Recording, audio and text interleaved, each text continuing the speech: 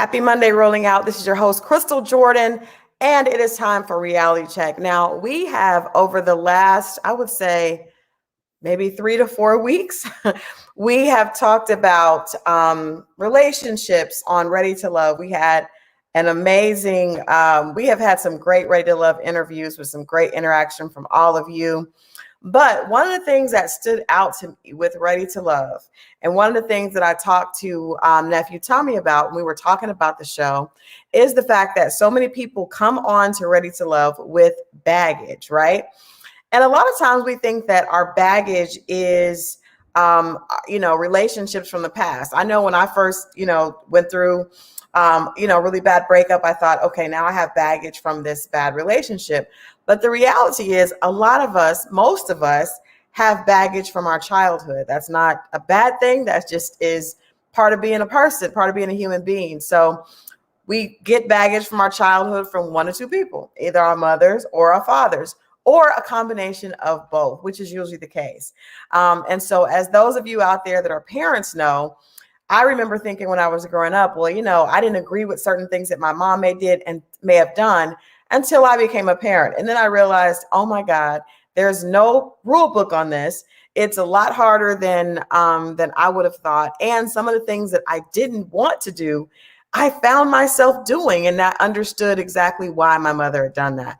So tonight, it's all about mothers and daughters and the relationships between mothers and daughters and how sometimes those toxic relationships can play out later in life, and what we can do to heal those relationships. So I'm excited to welcome my guests for tonight. They are a mother-daughter duo. So who better to talk to us about mother-daughter relationships and how to fix that trauma than a mother-daughter duo that have done it themselves. And besides the fact that they're mother and daughter, they're also both best-selling authors and therapists, teachers, minister. The mother is actually a minister. So this is a great space for us to talk. Before I bring Jemia Ponder and Jeri Godhigh in, I want to encourage you guys. I know a lot of you guys are in the comments, and yes, we have a lot of fun with drama and relationships, but I want to encourage you, if you have questions, if you have something that you want to get off your chest, or you need this is like an hour of free therapy. That does not happen. So please feel free to list your questions. I will try to get to as many as possible for the evening. But without further ado, let me go ahead and bring in Jemia and Miss. Hey, ladies. Hi. How are you both doing this Monday evening? Doing great. How are you? Doing great. Well, I'm going to defer to Miss Jeri because she is the mother in the room. So, Jeri, I had a chance to meet you guys at the launch for your podcast, Jeri and Jemia Unfiltered. And I want to ask you, what has the response been when women hear that you all are talking about mother and daughter relationships? What is the first response that you hear from that? Wow. We really honestly thank you, first of all, Christal, for being here, allowing us to be on this platform with you, your greatness. And it was a pleasure meeting you at the launch. So thank you so much. You're so sweet. And we know it's nothing but God, but I'm telling you, the response has been awesome. It's been dynamic, but it's also been a little heavy, because what we realized, which we didn't know we were going into, is that relationships between mothers and daughters that are toxic, that are, needing some help. And then we've also run into mothers and daughters that says this relationship was rocky, but it's great now, and they've learned some things through it. We also know that it's imperative that you have a great relationship as much as you can with a daughter or with your mom, because that's your foundation. Yeah, and so it's been phenomenal. It is definitely your foundation, and I want to ask Jemia, because I think I asked you at the launch, because I think our mothers are the first people that we try to impress. They're the first people that we pattern ourselves after. So, how is it for you working with your mom? In this day-to-day business, I find myself, even as a grown adult, I still want my mother's approval. So I can't imagine if she was involved in what I do, you know, feeling? Is she approving of that? Is she not? How is that? How has this experience been for you thus far? It's been really good. I'll have to say that my mom has been pretty unique and special through this entire experience where she defers to my gifting, right? So we kind of are able to walk in our own lanes. So it's never a competition, but more of a compliment. So I'm able to compliment the areas that she may lack in, and vice versa. With any good relationship, you typically will, one friend might be good at planning during the, the girls' trip, and one friend might be good at, collecting the money or whatever the case may be, always using and relying on each other's strengths, because I think we get into a pickle when we try to emulate things that may not be our gifting. So I Yeah. think having a mother that helps to reinforce the areas where you're strong and give you confidence in those things, this is really key for people to be able to succeed in life, and not let them compare themselves. So that's where it's been different and unique, and that's why it kind of works. Not that we don't have disagreements, but it has been unique in that way that, we've been able to rely on each other's strengths. Very nice. So what I'm going to do is just read you guys some quotes, and I want to get your thoughts on it. I did a lot of research for this because, ironically, my mother is here with me. My mother flew in town, and she's here. And so in my house right now, I have my mother and my daughter. And it's always interesting because you have generational things that you can see the same patterns and cycles and things that you are, dealing with from this level and then again from down. So this was divine that we're doing this today. But I want to read you guys a couple of things and then get your opinion on them. Sure. Okay. The first one is a quote that says that I actually posted with this flyer for today. And it says, if the relationship to your mother is emotionally wounded, then there is a high chance that you attract intimate partners who don't fully choose you and reject and reject the fullness of who you are. If the relationship to your father is emotionally wounded, there's a high chance that you will never feel safe in your intimate life. So going back to that first part with the mother, if the relationship to your mother is emotionally wounded, there is a high chance you attract intimate partners who don't fully choose you and reject the fullness of who you are. Can you explain how that happens and why that's such a rule with mothers and daughters especially? Yeah, I actually read the quote that you had posted, and I found it to be really profound, right? Because it's so key. Most times we get our emotional stability and like our buildup from our moms, and then we get the protective aspects from our fathers, right? Like our Mhm. dads come in and they protect us, they show us the way, they make sure that we're safe, they show us how to do things, but they are our protectors by nature. And then our moms are the ones that come in and they build us up. They give us the love that we need, right? They give us the emotional support. They give us the accolades, and really speak to that emotional stability side. And so if you don't receive that, you always are seeking it, right? And Mhm. so when you when you're out looking for the wrong things, it's the power of attraction is so real and it's so true. But that one thing typically that you're lacking that you look for in another person, if it's in an unhealthy way, right? It's only temporarily feeding you. You're never going to be fully satisfied because that person can never fill that void. I think sometimes when we get older, we look to certain people like me. I was looking to my husband to fill the role of a father that it was never really his job, right? As my husband, supposed he will never be my father, and vice versa. When a husband is looking for someone like a mother and their spouse, right? Because it's something that they didn't get, you're never going Mhm. to be satisfied because you're chasing something from someone whose role it never was to fill. Right. So it's so quintessential to receive that as a child. When it's broken, it does affect every area of your life. It does affect your friendships that you choose, the relationships that you choose, the way that you're able to interact at work, the way that you interact with people in the store, and you hear people say, I just don't trust anybody. I don't trust nobody. Well, that's not healthy. Why don't you trust anyone? Right. Well, I don't Mhm. trust anyone because people have historically let me down.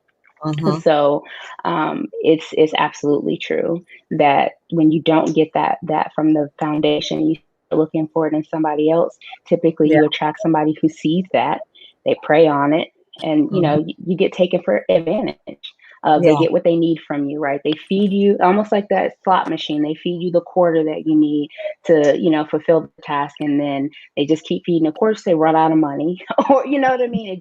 It never quite satiates it, Yes. because you were never whole from the start.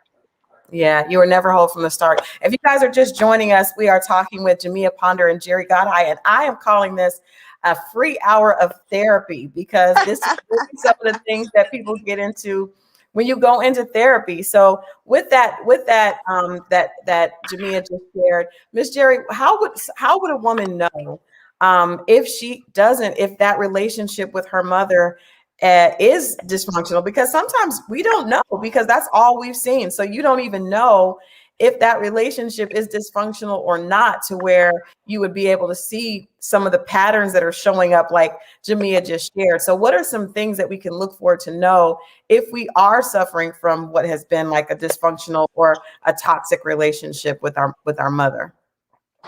Yeah, and so some of the things that will show up would be that you don't seem to know how to develop and keep friendships with women, other women, Mm, right? And so you find that you just can't seem to get it right with another woman. It's always that person's fault, or you never can develop a healthy relationship seemingly with a woman, right? mm, For whatever reason you can't keep that good girlfriend.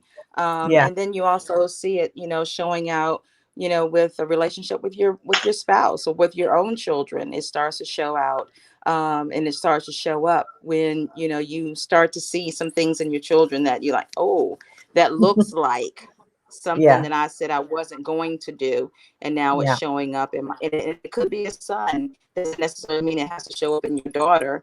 But if that's the daughter that's seeing it, then it's just that habitual pattern that you'll start to see over and over again, and you start to realize that maybe something is not healthy, and maybe there's something I need to seek out that that may have transitioned from my childhood, from my mom, Yeah.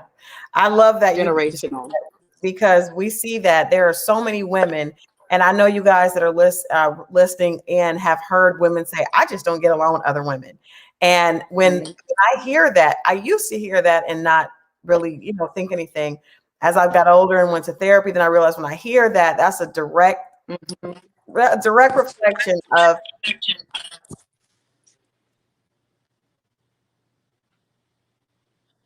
I think we got stuck. how do you deal with a mother who is jealous of the father-daughter relationship? Unfortunately, this is not uncommon. I've heard this a lot as well. So thank you, Tiffany, for that question. I'll start with you, Jamila, and then also would like to have Miss Jeri answer also. Yeah, so Sure. typically, what we typically say is to start with the place where you heal first, right? Because you can never fix anybody else. And if you are in a relationship where your mother is jealous of the relationship that you have with your father, you have to start asking yourself, okay, why is that, right? Yeah. Why is Yeah. that? And typically, you'll find that it leads back. It has nothing to do with you, but it has everything to do with that mother. Mhm. And Mhm. it never start to lead from a place of empathy, right? You get whole yourself, understand where your mom has come from, what she lacked. Maybe she had an abusive father. Maybe she had an absent father. Maybe that's something that she's always yearned to have. And she Mhm. sees what she's always wanted in her daughter, but instead of celebrating it, she's envious of it.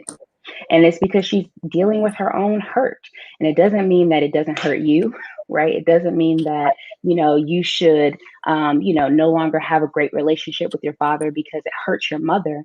It means that, okay, now you recognize it. You can leave from a place of empathy, and maybe you can start bit by bit to have some conversations with, your father, to help him understand maybe where she's coming from. Because I can't imagine that that wouldn't also impact him, right? He just wants to love his daughter.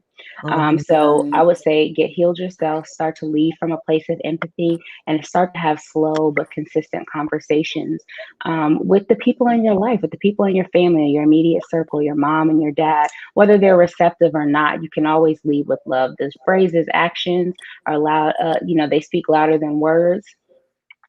Just start to act from a place of love, right?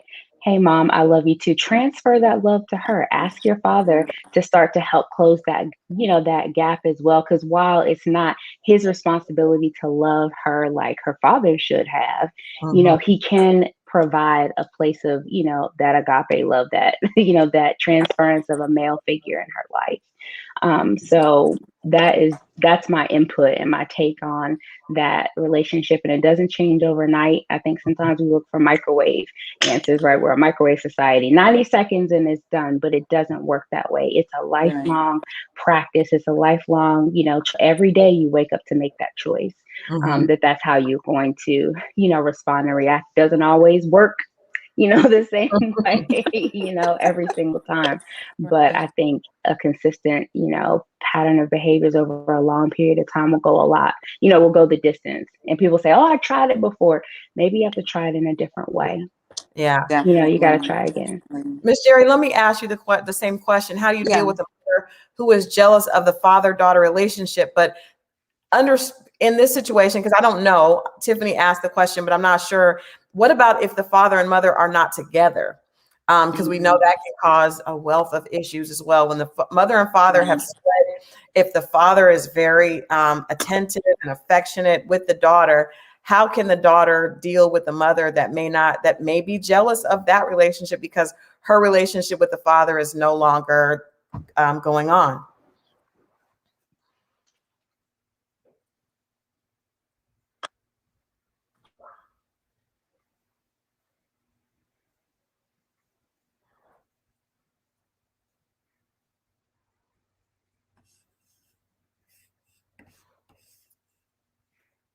I think Miss Jeri may be stuck.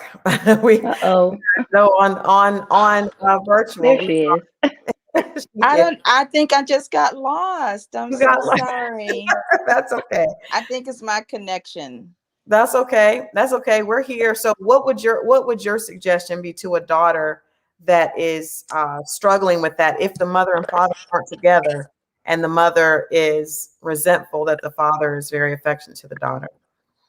Well, so if the mother is resentful, right, and the daughter is feeling the resentment, so it just depends on who's feeling the resentment at the time. So if the mother is really upset and she's just upset about it, but she's not necessarily, showing it to someone else, but just saying for this instance, this exercise, this purpose, if the mom is acting out towards the daughter because she's really resenting the fact that he's more attentive to her and there are some issues, it's probably more than likely it's irritating to her because she didn't receive it herself.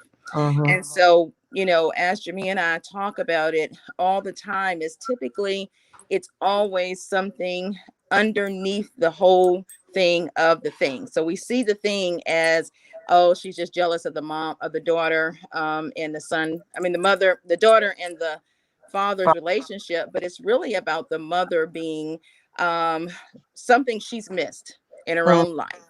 And Mm-hmm. so she has probably wanted that relationship with her own father. And I think Mia said that earlier, so desperately, and she never received it. And so because her daughter is now getting that love and attention that she so desired, it's becoming an irritant to her because it's bringing up that thing inside of her that she was longing for, that she missed. And she never even got it, even from her husband or the man she was with, the father. So she didn't get it from him. She didn't get it from her natural father. And so she's now acting out because she's seeing that love that her daughter is getting that she's missing. And so the key to that is if the daughter is seeing it and the mom's not seeing it, because 9 times out of 10 we don't see it.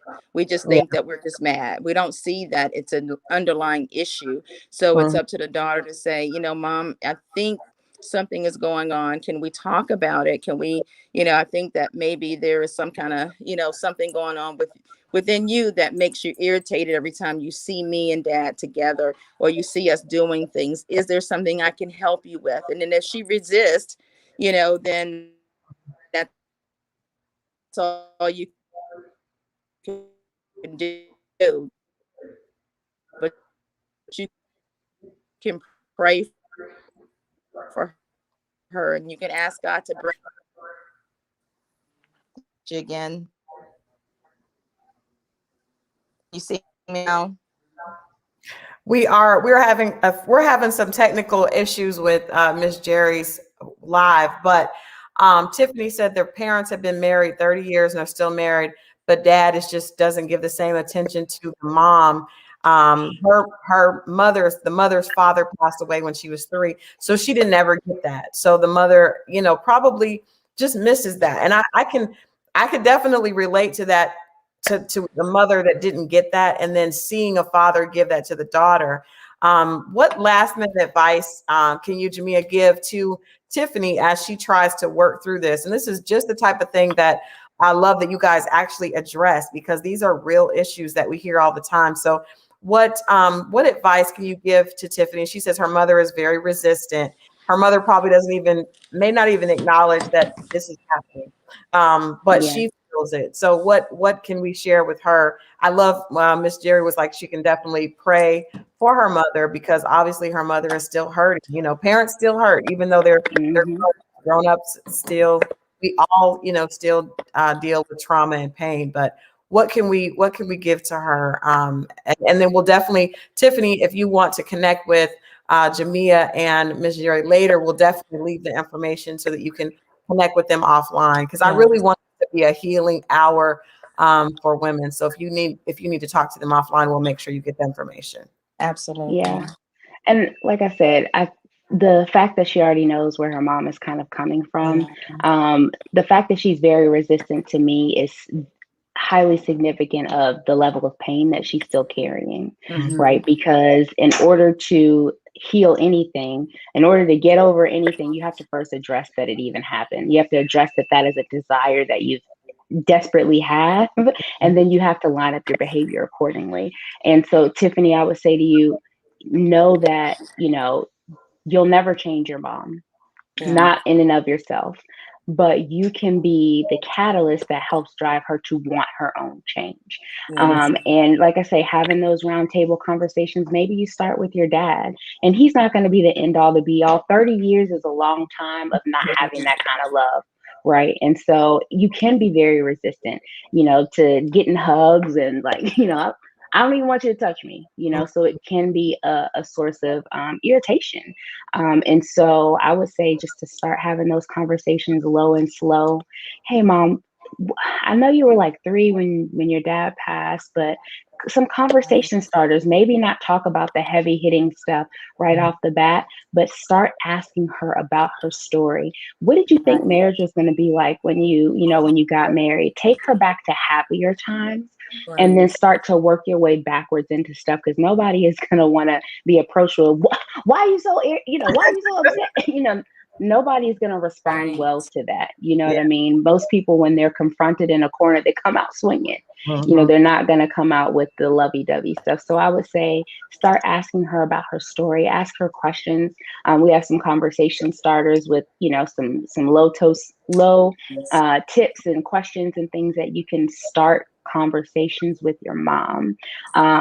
Like I say, take her back to happier times. How did you guys fall in love? Where did you guys meet? And things like that are low in acuity. And then kind of work your way up and be genuine about it, right?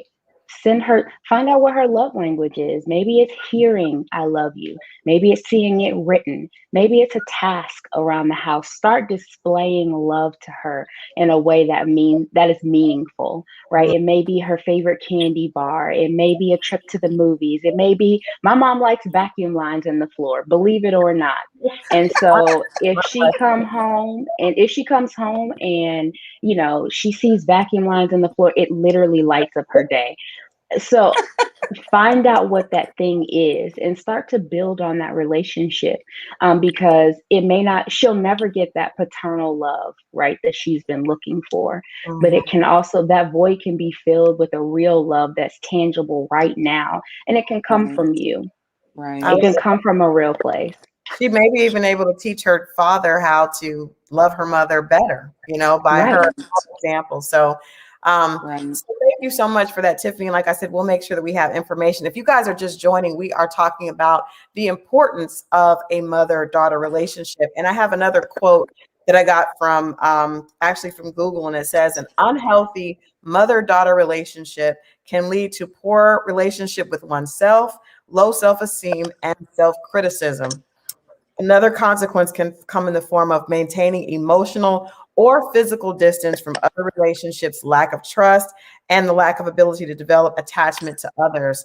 I think this is so important because so often we think we've only heard women talk about daddy issues, right? You Right. don't really hear people talk about mommy issues because usually moms are the ones that are doing all the work. And Mhm. well, let me not say that. I'm learning to change my vocabulary on this show. They're not doing all the work, but it's the thing that that as in our culture that we know, like mama's baby, daddy's maybe. So no matter what, you're usually with Yeah. your mom and she's there. But we don't talk about the fact that a lot of times those relationships through and not necessarily on purpose can leave us with some really strong baggage, lack of trust, low self-esteem. I want you guys to talk a little bit about the low self-esteem and self-criticism that a lot of women deal with because of the relationship with their mother. Can you talk a little bit about where does that come from, and how can we go about reversing it? Miss Jeri, I'll let you start with you. Sure. And thank you so much. I'm sorry my internet's been acting a little crazy, It's okay. but I'm back. Yeah. And so we talk about low self esteem and how it stems from the mom. And it does, because there's one vital thing that I wish I had done differently with my own daughter. Because, and she's smiling because it's something that we still both deal with today. And I don't know where mine came from. My mom never told me, but I felt like my arms were too big, right? And so Mhm, I always felt like I had big arms. So even with my daughter, I was like, you don't wear short sleeves because your arms too big. And so you don't wear short sleeves because your arms too big. Cover up, put on something else, or put on a short sleeve, because if you do sleeveless, your arms it just doesn't look right, right? mhm. And so then I passed that to her. So Yeah. even today, she has a hard time with wearing sleeveless things because she has this phobia or this self-consciousness that I put on her, that I placed on her, that if you have on sleeveless, you just don't look great because our arms are too big. And Mhm, so we speak that into our children, and there are a lot of things that we speak over them, fear, low self-esteem. We tell them that well, maybe you're just not too good at that. You don't, when they come up and they start singing, oh, don't do that, you don't sing too good. And yeah. then they don't sing too good, right? Or if Mhm, they start to talk too much when they're a little kid, you talk too much, you talk too much, especially in my generation. Kids were to be seen and not heard, and so you weren't to talk unless somebody spoke to you, and so you had to learn the gift of shut up. And so when you start coming up, now you don't know to talk because you didn't you weren't told you could talk. And so just those things that we put on our children in the early years have then developed them to have some low self-esteem or lack of self-esteem for themselves. And so I speak to moms today that have younger children. Speak life into them. Tell mhm, them that they're great. Tell them that they're good. Don't tell them any negative things as much as you can, or there's a way that you can tell them that may not be so self-damaging to the fact or to the way that it will impair them when they grow up. mhm. I thank you so much for saying that, Miss Jeri, because I've dealt with that when I was growing up, and I find myself doing that to my daughter. And I feel like the thing is it comes from a place of love because you want your child to do better than you, right? So you don't want them to get picked on. You don't want them to look unattractive. You want them, but Right. what you end up doing, and I know that that happens because it happened to me, when you have a mother that tells you, "Oh, that doesn't look right on you," it just it does, and I felt myself doing the same thing with my daughter. So Can you explain how that it's not from a negative place, it's actually from a place of fierce love? And I know a lot of other, especially this is part of African American culture. Right. We are very hard on our daughters. We want our daughters to be better than us. And as a result, we give them low self-esteem because we are so busy picking away at them because we have picked away at ourselves. So can you talk about that, Jimmy? Because I know it wasn't necessarily arms. I had big legs, just whatever. And my daughter is shaped just like me.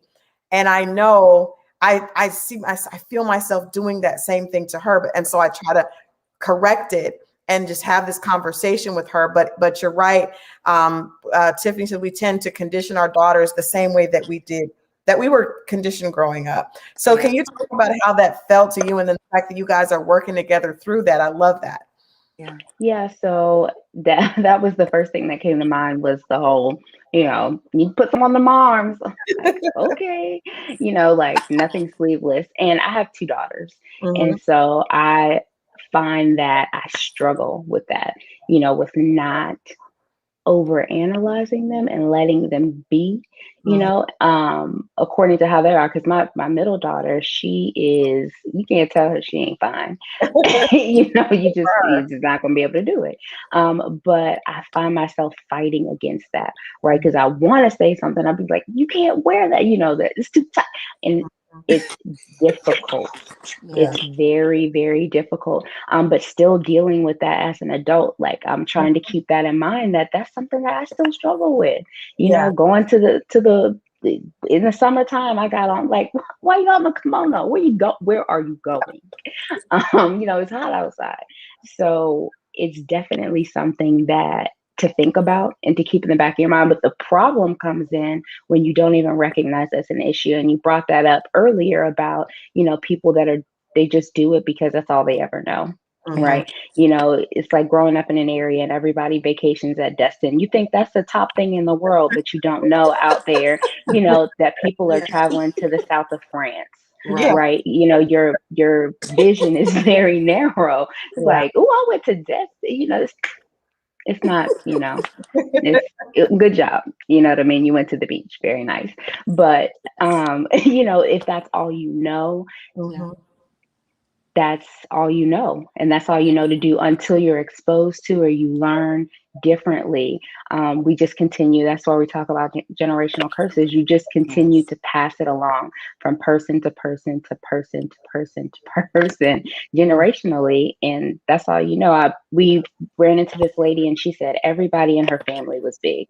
There was nobody that was small, and that was normal for them, right? And so when they would see someone that was small, they would pick on them. But it was really a defense mechanism, right? Because if everybody looks like us, then none of us can talk about us because we're all we all look this way. And so I think that is what we do. We condition ourselves to deal with the trauma in whatever way works best for us. And until somebody steps in and says enough is enough, or they make a choice to stop it in its tracks, that it will no longer transfer, it just keeps going. It does. I got a list from Psychology Today that I want to read to you guys. And it basically lists 5 things that a daughter needs from her mother. But I'm just thinking as I listen to you, Jemia, I remember, I grew up very close to my mom and then my grandmother, my mother's mother. But I can remember my grandmother, and I thought it was funny as a little girl, was very critical of everybody. Like, the first thing that you do is look at someone and, oh, she's too fat to wear that. She don't look good. She don't.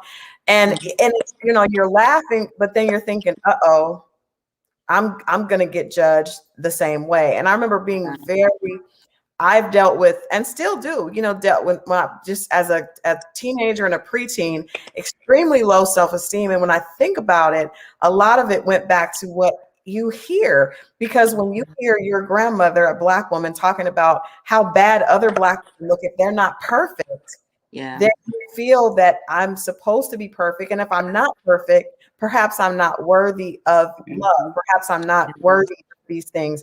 But that was, again, that's a part of the culture. We talk about everybody, so it doesn't feel like that's wrong to do, but then it has lasting effects. Can you guys talk a little bit about what young women see and what they hear from mothers, grandmothers, aunts?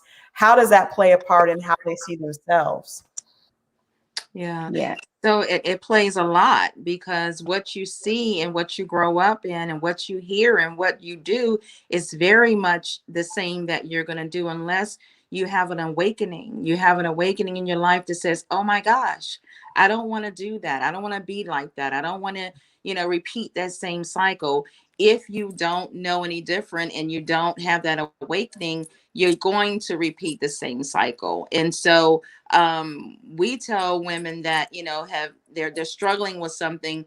We try to help them get that aha moment. We ask them certain questions that will prompt the Holy Spirit prayerfully to impart in their lives, to go back just a little bit to see, where is this behavior coming from? Where is this lack of self-esteem coming from? Where is the thought pattern coming from? Just with my son, I always say a certain thing, and just the other day, he said to do hickey, or whatever the word was. He said the same word that I said or I say, and he didn't mean to. Is just because he's heard it all his life. And so now all of a sudden he's saying the same thing. And so it's not gender related. It's with every child you raise.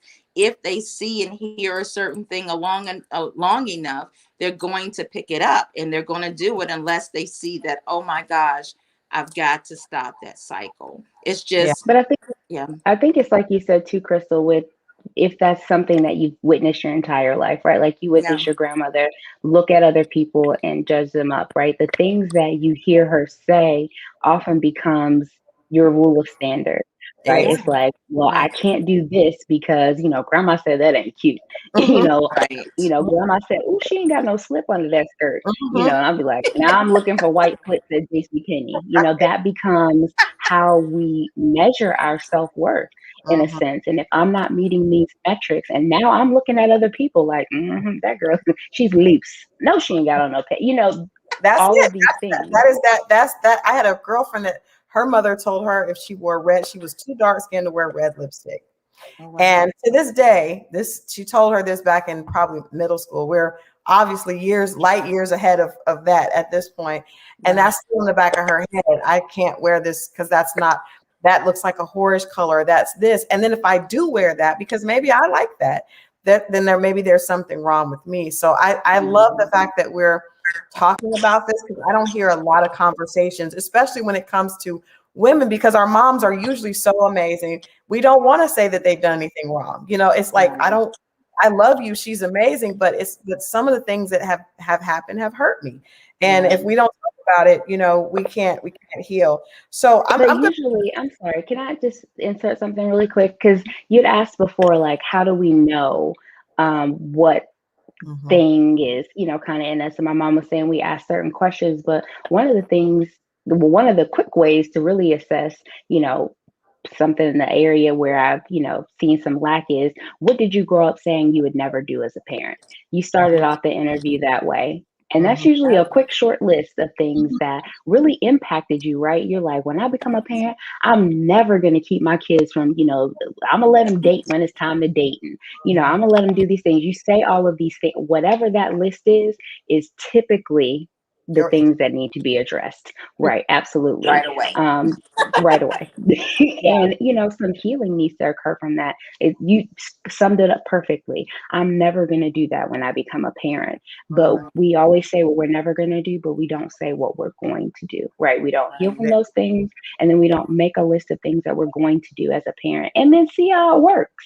Your Mhm. parenting is going to change over the years. Who they needed when they were babies is not who they need when they're toddlers, and not who they Right. need when they're in school. And now I've got a teenager. Pray for me. Okay. Like, Right. it changes. Yeah. So I think that's a quick way to ascertain what that short list is of things Mhm. that you probably need to readily address. So sorry, go ahead. No, that's a good one for everybody listening. That's a reality check for tonight. If there's something that you've thought, I don't want to do this Yes. when I have children, therein lies your issues, because they are definitely, and they can go either way. Sometimes we repeat that, and sometimes we go so far to the other Oh side my. that Hmm. that is Right. is is painful. So These are, according to Psychology Today, 5 things a daughter needs from her mother. Number 1 is a sense of warmth, support, and closeness. Number 2 is self-confidence and body acceptance. And we could talk for an entire hour on that topic, especially in our community, because we are dealing with our bodies and our skin color and our hair texture not being the standard of beauty anyway. So when we have, when I was growing up, everybody put relaxer on their hair to get rid of anything that looked like what your hair looks like. And that was what you were supposed to do. So there's so much, I think, that's different with our community than just across the board because of the self-confidence and body acceptance. Number 3 is emotional burden sharing and physical comfort. That's another huge one, because a lot of times we don't talk about things that bother us. You're supposed to be strong. There's this myth of the Black woman that is strong, that never cries, and she just goes to work all day and she comes home and she cleans like a maid, and then she, takes care of her husband and deals with him in the bedroom like a porn star. Like, that does not exist. Right. That cannot exist. And we feel a sense of shame if we're not perfect, if we don't show up perfect. Number 4 says authoritative parenting. And I want to hear from you guys on that, because a lot of people, they aren't they are more like friendship. They're more friends with their child because they probably had an overly aggressive parent, and they're like, I don't want to parent too much. And then now the boundaries aren't there. And then number 5 is my absolute favorite, because I probably relate to it the most, both with my mother and with my daughter, is setting high but not impossible expectations. Setting high but not impossible, because we want our children to do so much better than us, but sometimes placing unrealistic expectations on them and putting so much pressure on them. So I want to start with you, Miss Jeri. Can you speak a little bit to that list here that I shared? The warmth, number 1, warmth, support, and closeness, self-confidence and body acceptance, emotional burden sharing and physical comfort, authoritative parenting, and then last but not least, high but not impossible expectations. Yeah, so we could talk all day about all of those. Very but true. really, and so, but I really want to talk a little bit about the closeness. My mom, and I'm going to try to make this really, really short, but my mom is number 12. So she was number 12 of 12 children. And so her mother had her at 45. And so therefore, she didn't get the love that she needed. And so, so you know how when you're born, they put the baby on your chest for a reason, so the baby can still hear your heartbeat. They can feel that warm, that closeness to the mom, right? And so you see now a lot of dads imitate that at birthing, so they put them on the dad's chest, blah blah blah. But at any rate, and so you have that warmth, that closeness with the child. And so because she was number 12 and she was 45, her mom was tired. She was tired. She didn't have time for that love and that compassion and that support. She was like, all right, you all right? Okay, bye-bye. And so by the time she reached 18, she left home. And so my mom, I'm the only child, so I'm a single child, but she still didn't give me the love that I needed because she didn't have it herself. She didn't get that love. Her mom loved her. Her mom provided for her. And so that's what she did for me, because she loved me. She provided for me, but she didn't give me that love and that, oh, I just love you. I hug you all day. I kiss you and you're just wonderful. And you just go and conquer the world, right? No, it was because she didn't have it, right? But then I was saying, yes, I am going to do that for my children. Yes, indeedy, I am. And so there come Mia, and then there come the rest 3, and I couldn't do it. I tried, I really did, and so I was determined I was going to do that. And it was just something I couldn't give as much as I wanted to. As much as hard as I tried, it was still a chore to do that. And it had to take consciousness to do that, because it wasn't something that was given to me. And so I challenge moms that, that have an issue with their children, with closeness and hugging and, what do you call it? Affection and love. Yeah. Towards your children. Dig a little deep to see why it's hard for you to give that affection. because a lot of times you can't give something that you don't have yourself. And so Yeah. then you have to reach up to God and say, God, I know that you love me. And so for me, my mom is gone, so I can't, I can't build that relationship anymore.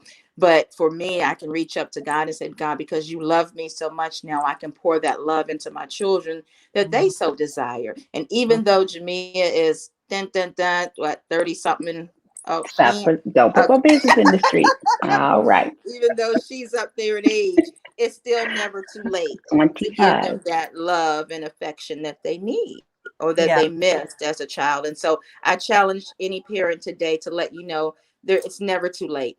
Whether they're in their 30s, 20s, 40s, 10s, whatever age it is, you can do it. Reach out to them and show them some affection, some love. Because I tell you what, every child needs that. Every Mhm. child needs some kind of affection and love from their mother to Mhm. know that they care and that they love them. And if your mom is gone, reach out to God because He loves you and He cares for you and He can give you that love that you missed. He can Mhm. show you that touch. He can bring somebody in your life that Yeah. can love you in a way that your mom never did. So it's never too late.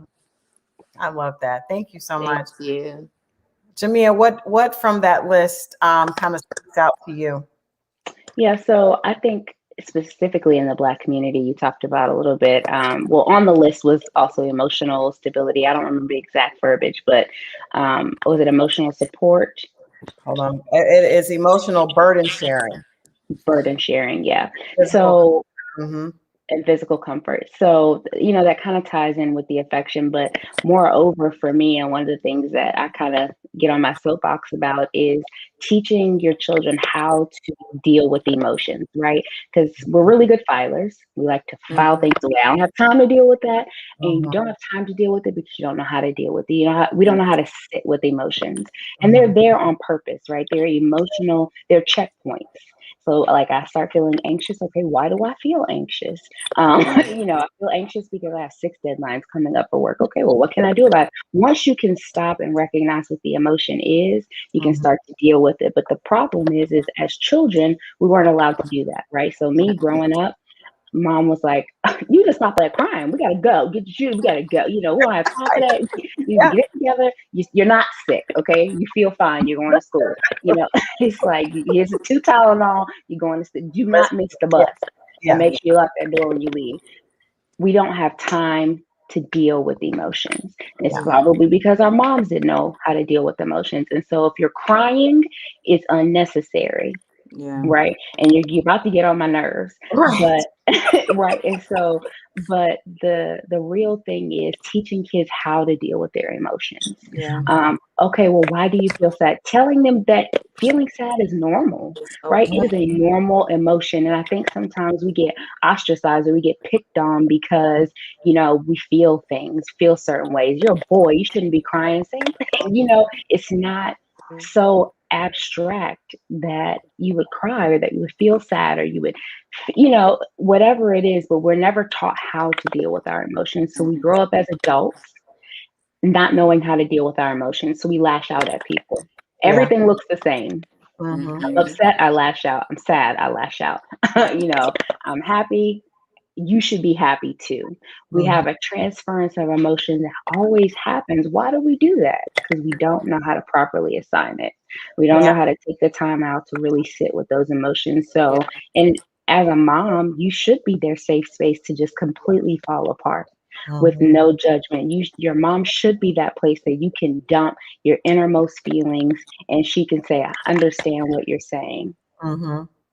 I, I I I gotta just insert there. I had a conversation with one of my best friends, and she said we both have daughters that are our daughters are girl. We passed teenage years; they are grown adults, and it is, you. So it's a whole other. I'm dealing with someone who thinks they know just as much as I do, and for all practical purposes, she does know a lot. She's 20, she's mid-20s, but she said, when she is upset, I get angry because I want to protect her. I don't want her to be weak. Yeah. And so mhm, it makes me mad, and it comes off like I'm mad at her. But Mhm. really, I'm just trying to get her to be strong. And I thought, Yeah. thank God we're having this conversation on Monday because because Right. the daughter is interpreting it as whenever I show that I'm sad or I'm afraid, my mother gets mad at me. But the Mhm. mother is saying, I'm just trying to keep her, protect her. Right. I'm scared because I don't want her to be weak or hurt and get taken Right. advantage of. So Right. how do they process through that? The daughter, not learning that whenever she talks to her mother and shows weakness, shows sadness or fear, the mother is going to have such a strong negative reaction that she's probably going to eventually shut down. And then the mother, how can we deal with her? Because she really is not able to deal with her emotions either, because all she does is get angry. So Right. Right. how do we fix both Yeah. sides? Both are adult women, trying Right. to and both love each other dearly. Yeah.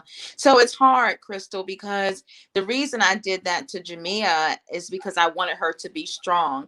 Yeah. And most of the times, moms want to teach their daughters to be stronger than what they have been, right? So you want them to not make that same mistake. You want to instill in them, girl, you got to get it together. You don't have time for that, because this world is cruel out here. And so you get mad, you're not mad at them. And so I understand what she was saying. We're not mad at you, but we want you to just kind of get strong and know how to deal with this thing. But the daughter is reaching out, well, I don't want to be that strong. I really just want to learn how to get through this. And so I challenge the moms to step back a little bit and know that your daughter is already strong. So you don't have to try to make her strong, because she'll see how strong you are and she'll emulate that. But you just have to show her now how to handle it in a great way. Not so much of, that she picks up that you're mad, but that she picks up that you are teaching her how to nurture, like Mia was saying earlier, nurture things and nurture problems, nurture, situations that come up, but with strength. Now you can teach her how to do it in strength and not through anger. And so I didn't get that earlier, but I get it now. So that's good.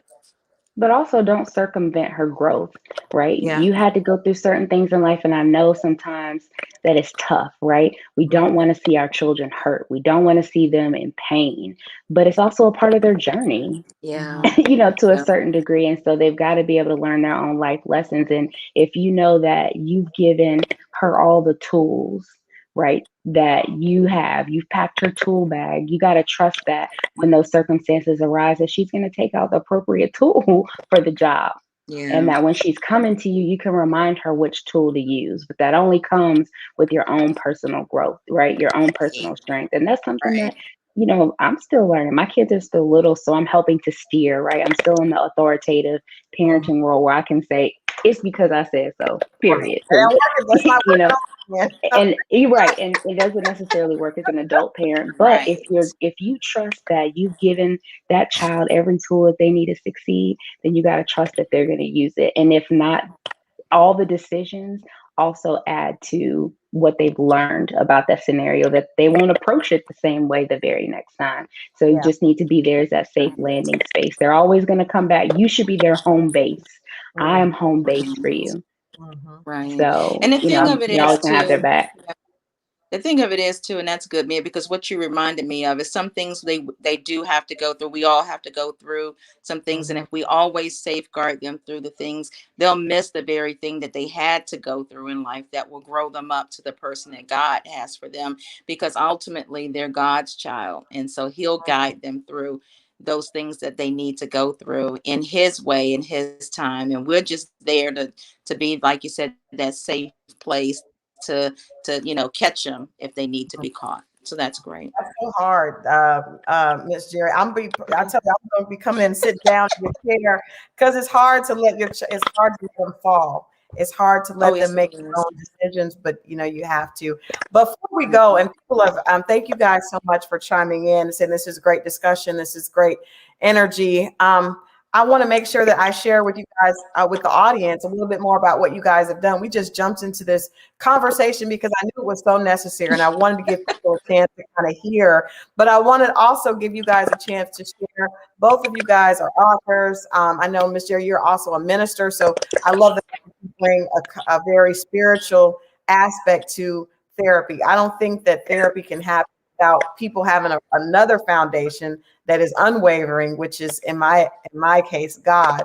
Um, So I want you to speak about what you do and what you guys are working on with the Jeri and Jemia Unfiltered podcast. We'll start with Miss Jeri.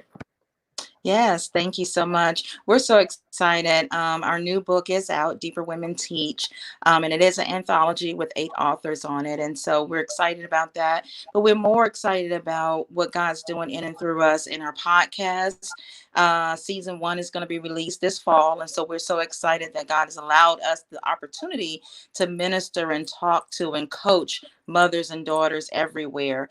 Literally, we thought it was just going to be through the Atlanta area, but it's been throughout, this country. I always want to say the world, because the world, but anyhow, but it's been exciting, and so our podcast is coming out, and so we're excited about that as well. And then we have a mother-daughter brunch that's going to be out next spring. I think it's going to be. We got to work on the date for that, and so we're just excited about what God's doing in and through us, and our own different businesses that Jemia and I both have outside of it, and we do have a coaching business. So definitely, if you're looking to get some help or get some, further guidance on your relationships with your mother, your daughter, your fathers, seek us out, because I believe that we can help you move through relationships and how to live better and to get that aha moment that will help you break ceilings in your life to go to the next level. Mm-hmm. Yeah. Now, Jemia, I know you have a book actually where you kind of talked about being applying all this and how this being a wife, as well. Because if your issues don't come out in any other place, Talk about it. if you get married, trust me, it will all come out. Every All single come out. will come Yes, out sir. of your marriage, and it will make it difficult to be somebody's wife when you have It will. all this unfinished baggage. So, can you talk about that movement and what you impart to other, young women that want to be wives but are dealing with a lot of this baggage? Yeah, so it's actually called The Mrs. Beside. And I started it really, it was birthed from a place of pain. I kind of had my low point, and I kind of fell apart, and I was like, all of you, everybody, I was going off. But I started therapy, and I started realizing that it was really me. Right, like I was really the issue. So I started sharing my story and talking to other women and wives, and I found out that a lot of people had this stuff. Right, a lot of it lives and dies in silence, unfortunately. And so started to be the conduit, the voice to kind of speak out about these things. And so I'm in season 2 of my podcast, and so I am coaching other women and wives on how to find what your purpose is in this life, how to pursue that, because a lot of times we get in marriages, especially when you're married to someone who is seen by the world as successful, you kind of get lost. Like you don't know what you're supposed to do. Like you don't know who you are anymore, because all of your identity has been locked up and tied up in other people, and what you've helped other people succeed and then help other people to achieve, rather. So that is where the Mrs. Beside lives, where it breathes. And have called myself a certified life and wife coach, to help other women to get to a place of finding themselves again. Who am I really? And what am I most proud of for me? So Right. I like that. You guys pick up that she said Mrs. Beside. So you're beside, not behind. never behind. Not to, not but absolutely beside him. There are so many women I know from going through a divorce and talking to other divorced women, that you get so caught up in being a wife and a mom, you lose yourself. And you have a lot of people have parents that are ill, and they're taking care of caretakers, and all this stuff allows you to be in service. So you feel like that's your purpose, but in that you lose yourself. And so I think that's so important as we, look towards, the beauty of being some coaching, that a lot of women need. Even if you've been a wife, you can be a wife for years and just realize, wait a minute, I got married 20 years ago. I'm a different woman now than I was. Absolutely. Reacquaint myself with her. So the work you guys are doing is so important, and I love the fact that it has a spiritual base to it. Let people know where they can find you guys. I definitely want to have you guys come back on and let me know about this mother-daughter. Like I said, my daughter and I are going to come sit down with you. There's so much happening as she just becomes an adult. And I want to make sure that I am parenting, being the mother that she needs as she goes through this and be able to right my wrongs. Because, I love what Miss Jeri said, it's never too late. So share with people how they can get a hold of you guys, how they can reach you, how they can follow the work that you're doing online. Sure. Yeah, so they can find us on our website. It's Jeri and Jemia Unfiltered.com. And all of our social handles are there. They can sign up for a free consultation for coaching if they'd like. And in the consultation, we develop a strategy and decide who and when of the two of us they need. Sometimes, the mother needs to be spoken to from a daughter's aspect, and, vice versa, a mother to a daughter. And so we'll develop, what that plan needs to look like. But yeah, they can reach out to us on our website. Our social handles are there. They can follow any upcoming events. We're on Instagram, on Facebook.